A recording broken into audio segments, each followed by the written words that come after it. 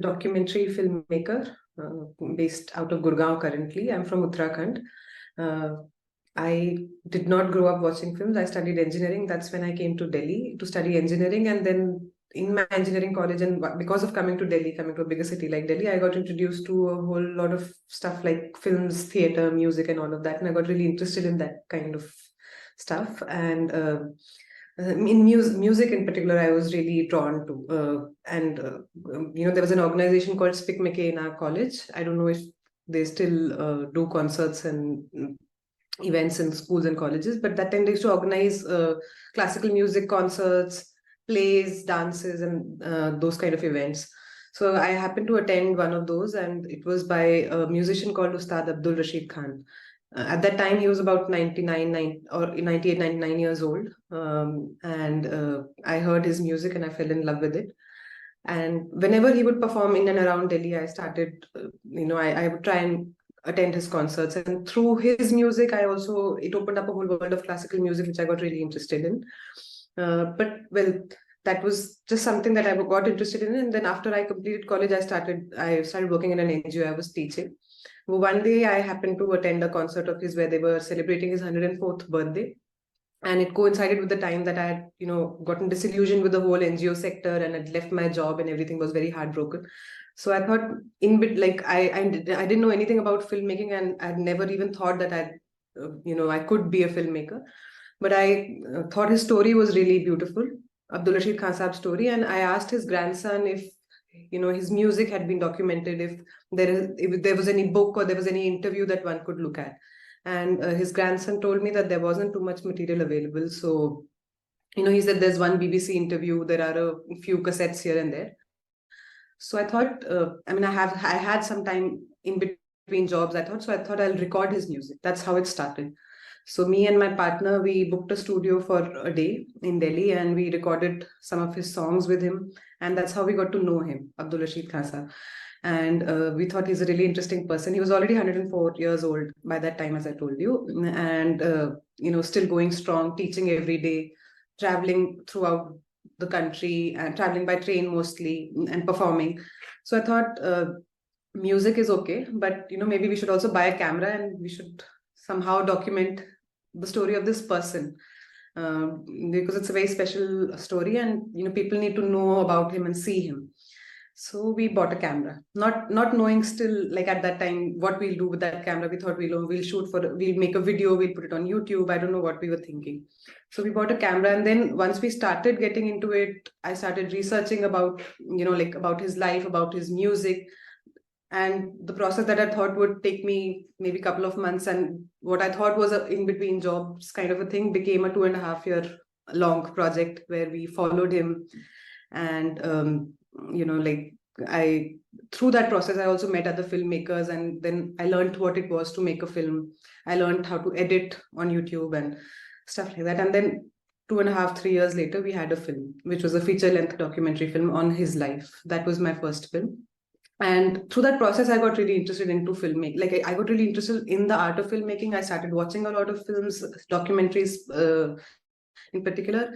And that film, it's been now 8-9 years, and that film is still screening across the world. And that film has taken me to many places, enabled me to meet a lot of people, and really expanded my world. So that's how it started. And then because of that film, because of engaging with other filmmakers and watching their work, and also working with other filmmakers in the last few years, I got really interested in filmmaking itself, and now this is what I do. So, but yeah, that's how it started. The first film that I made was not because I wanted to make a film. It was because I had a really beautiful story which I wanted to document somehow. And initially I thought maybe I'll write about him. And I did. I wrote a couple of articles about him because that's something I thought I could do. But before I realized it, or before I didn't plan on making a film, it happened. And yeah, I'm glad it did. I'm a Bangalorean by heart, by language, by everything. Photography, I think, came as a substitute for me to kind of explore what's outside college. I remember first using my mom's phone to click a sunset photograph coming back from Coorg, and my dad actually framed it. It was shit, but the fact that he knew I could capture a moment was something that he believed that I could do. So I think that was the first step. 2014, 2015 is when I kind of picked up photography. As soon as I graduated in 2015 from my college, I started working corporate, but also realized this could go big. My photography, I could shoot cricket, I could shoot wildlife, I could shoot a lot of other genres of photography, but again, those were stepping stones. 2016, I was doing my masters in Italy, and I spoke to a I think he was keyboard artist, or I think he was playing the, what do they call it, the trumpet or a harmonium. I don't remember. It was a musical instrument, and I just had learned Italian then, so I was like, let's talk to him, let's see how my Italian is, and I just happened to have a conversation, and I realized that he was the owner of the building opposite, which was worth hundreds of $1,000 dollars or euros, whatever. The building, it was worth probably €1 million at that point of time. But he didn't really give a damn. He knew that he wanted to kind of, just be busking and all that stuff. So I think that's where I can give the image if that's fun. So I think that's where I realized, okay, there's so many people like this in Bangalore, and why haven't I, as a Bangalorean, not explored such stories? And I came back to Bangalore. I had an opportunity to make a career there, intern there, and kind of settle in Europe. But I came back to Bangalore to start Faces of Bengaluru.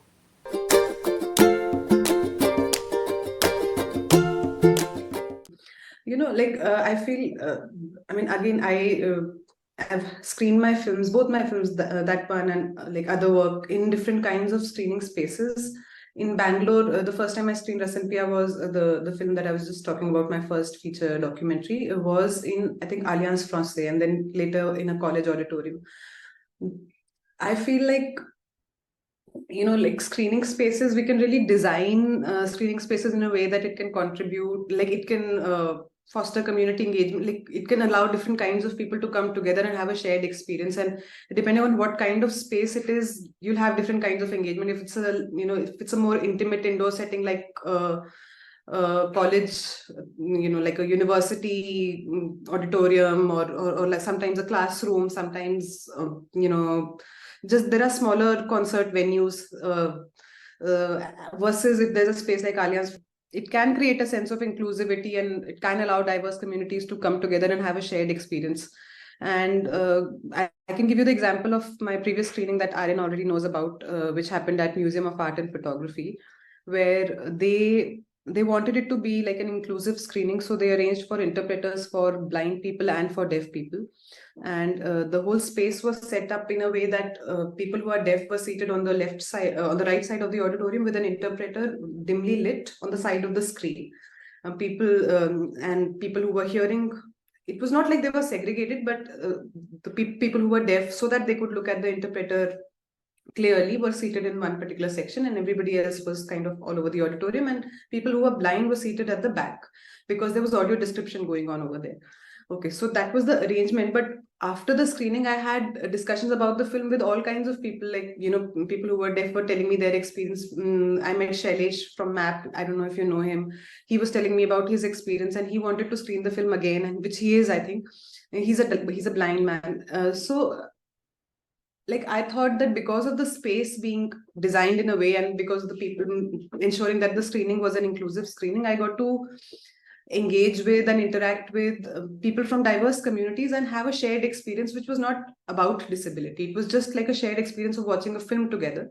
And that made me like, I wish there are more spaces like that. I wish we can design more spaces like that. And when you're asking specifically within the urban context of Bangalore, I think it's all the more easier in urban spaces like that to have. You don't even need to design. Like, it doesn't require you to design the space in a way which, where you just have to want to make it an inclusive space, and it doesn't require too much. You can just get an interpreter. You can make the space accessible for people who are with wheelchairs and all those kind of space. I mean, small things you can do. And um, it's nice just to have shared experiences together and to engage with different communities. And I guess I don't know about Bangalore so much, but in Delhi there is a space called Jannate Manch. It's a bookstore and a theater space, but also they screen films and they have music concerts and all those kinds of events. It's in the middle of a old, very crowded community in Delhi. It's called the Katputli colony, where there are actually mainly people who are manual laborers, and they used to, I mean, also a lot of people who were engaged in some kind of craft, like handicraft, but also were making puppets and all. That in the middle of that area, they have this theater space, and they do screenings there, which are open to also. It's not like, because the space is a bookshop and a theater space. I mean, there are people from the, uh, more elite parts of the city who are also coming to attend those spaces. But because of its location, it's open to everybody around, and it allows for a space to exist where people from different kinds of communities can come together and have a shared experience. So I feel like those kind of spaces are also, I mean, should be there and can be designed. And depending on, you'll have to have multiple kind of screening venues in different parts of the city, and you have to want to make it inclusive for all kinds of people. And it'll be nice to have that. It'll allow us to have shared experiences with different kinds of people. I don't.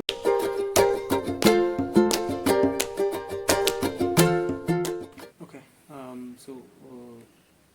As Bangalore grew, the diversity grew. Initially, when I started out, I didn't really, like, even now I don't really care if it's diverse or if it's a story from be it my language, my culture, or anything of that sort.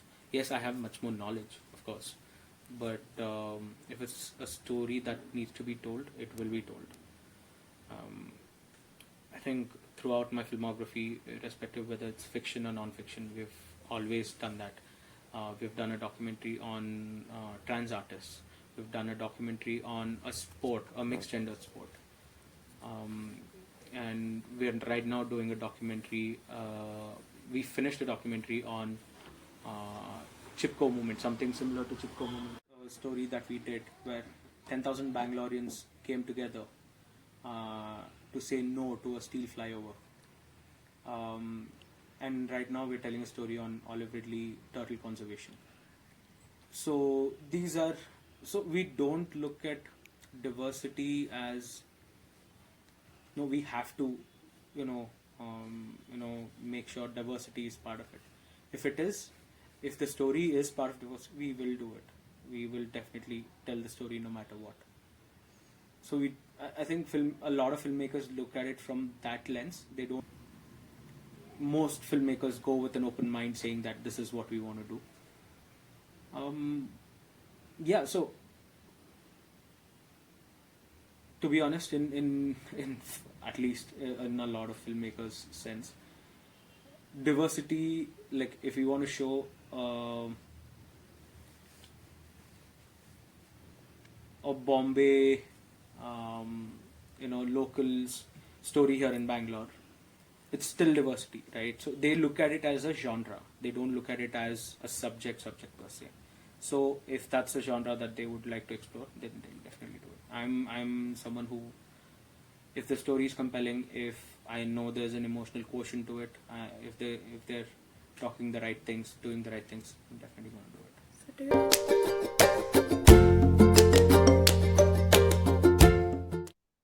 Again, I'll have to go back to this because you're asking me about Bangalore. I'll have to go back to this map screening, where there was a big group from Enable India, this NGO. I don't know if you know about this.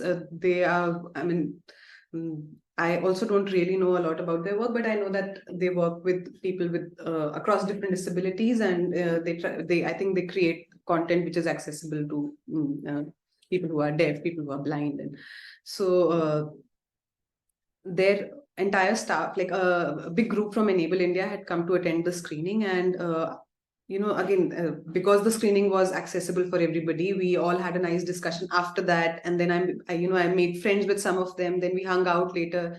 Then they had a ISL football match, which was there was a team which was mixed teams between like deaf and hearing people, and there was a football match where it was a fun way to introduce people to Indian Sign Language.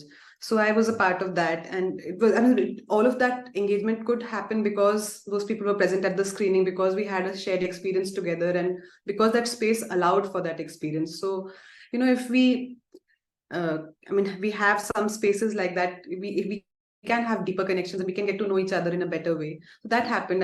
That map screening was one such example. Other than that, I can't think of, especially in Bangalore, I can't really think of any other screening experience where I got to engage with the local community and with where I feel like it had a positive impact. One would like to believe that every screening will have like a positive impact, or some kind of like resonance with people who are watching it, irrespective of like who those people are, where those people are. But this was one example where I felt that the screening, and because of the screening space, I was able to engage with a community that otherwise I would not have been able to.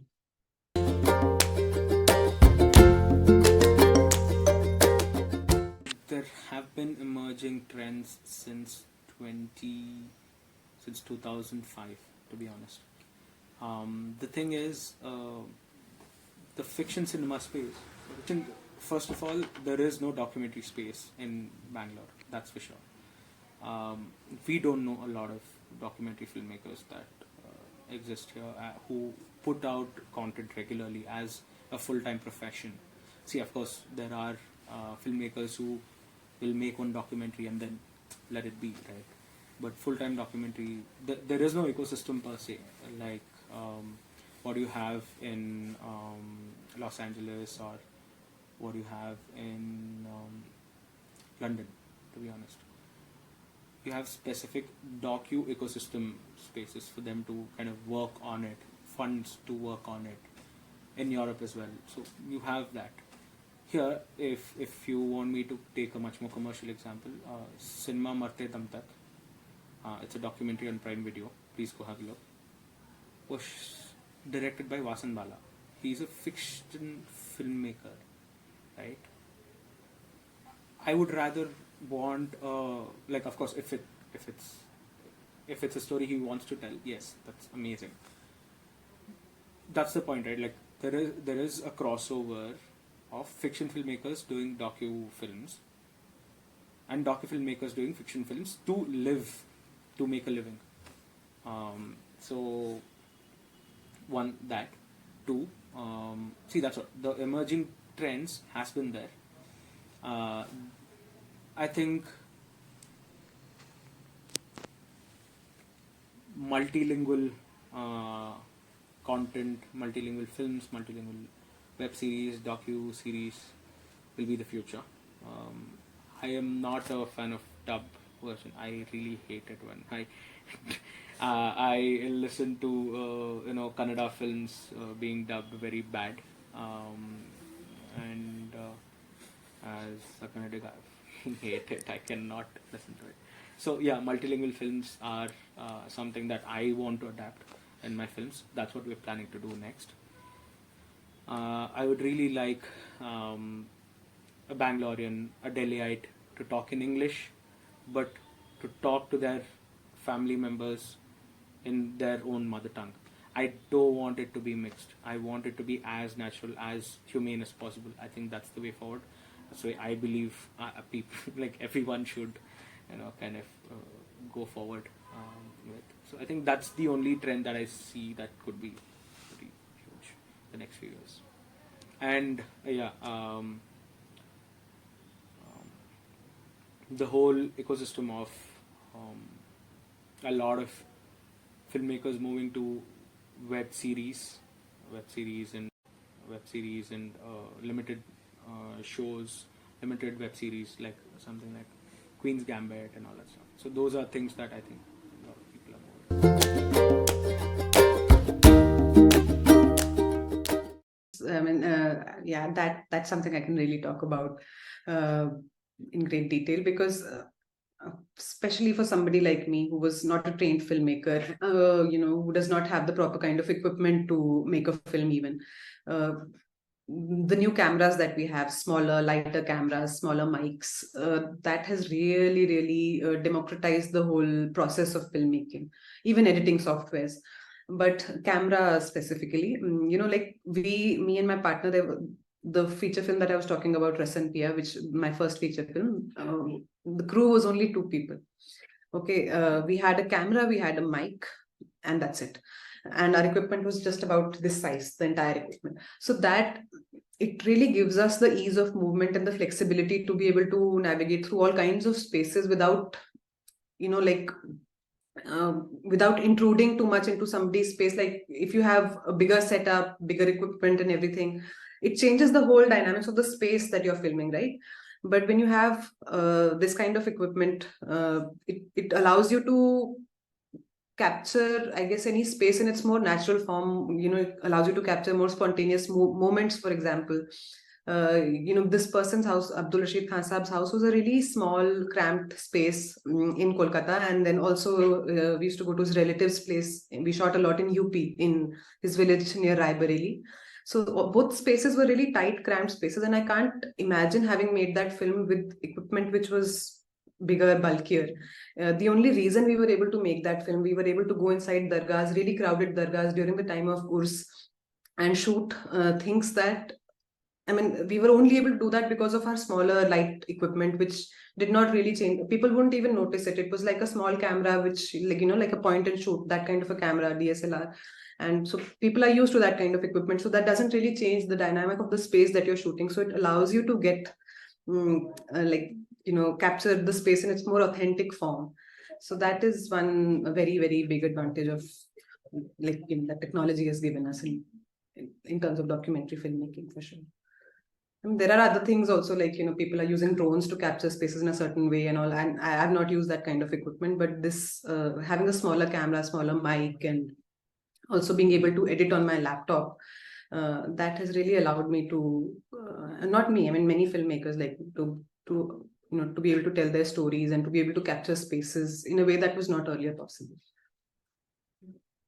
Allows you to, like, for a more intimate connection with people. For example, I mean, if you have a bigger setup and people immediately know that you're filming them, and they get conscious, they're not able to sometimes open up to you in a way that they can when they're able to forget that the camera is there because it's small and if it's far away. So a lot of people told me for this one, that how are you able to, sometimes we don't feel that we don't feel the presence of the filmmaker or the presence of the camera in the film.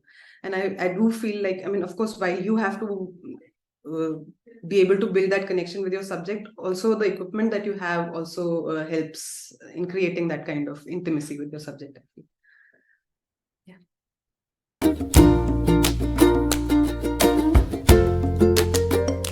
Our docus are a collaborative effort, purely because, like I told you, we don't have an ecosystem here for us to put out something and have an audience to come and watch it. So our first project was with a trans artist group called Aravani Art Project. The second one was with India's Ultimate Association. Ultimate Frisbee Association. There is a docu-series coming up with BIC that we're planning to do. They, of course, do support such kind of initiatives. So, and now we're working with a foundation that is talking about sea turtle conservation. So most of our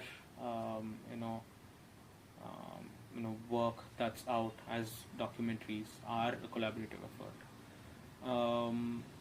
The thing is, I think with Bangalore, navigating through our lives around Bangalore on road is probably the toughest, and which is why a lot of us don't necessarily I wouldn't look at a story in Kormangla purely because I live very far. I live in old Bangalore, so I live in Rajashinagar. That's a space where a lot of Bangaloreans have lived for very long. So it also needs that kind of push from the whole city itself for us to be able to, okay, if I have to go there, the returns on effort is very critical for docu-filmmakers because you don't see a lot of returns on money. So that's something that a lot of docu-filmmakers look at. So yeah, it is tough to collaborate in Bangalore. I think also the city itself isn't Instagrammable per se. If you look at Paris, if you look at other cities across the world, they were planned. They were like architecture students and design students know their stuff, right? So when it's well planned, the cities are also, they look great when you shoot there. Bangalore isn't planned because there was so much influx, a lot of people coming in. They just randomly built it, which means that to aesthetically show a city, you need to build sets, which isn't possible for docu-filmmakers. So that's, I think that's one critical aspect why a lot of people don't choose to film inside the city, because it's not aesthetically pleasing.